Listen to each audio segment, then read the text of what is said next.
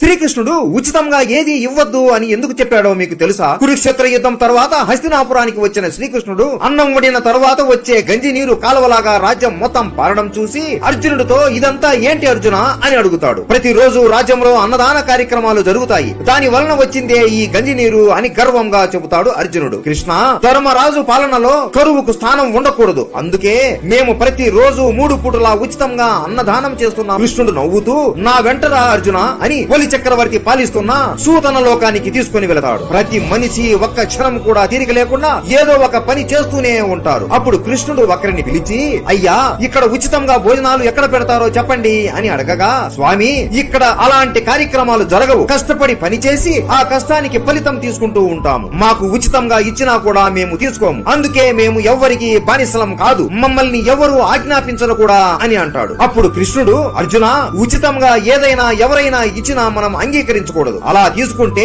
వాళ్ళ ముందు మనం తల దించినట్లే అని అర్థం. ఒక రాజ్యం బాగుపడాలి అంటే ఇలా ఉచితంగా ఏది ఇవ్వకూడదు అని అంటాడు. జై శ్రీకృష్ణ.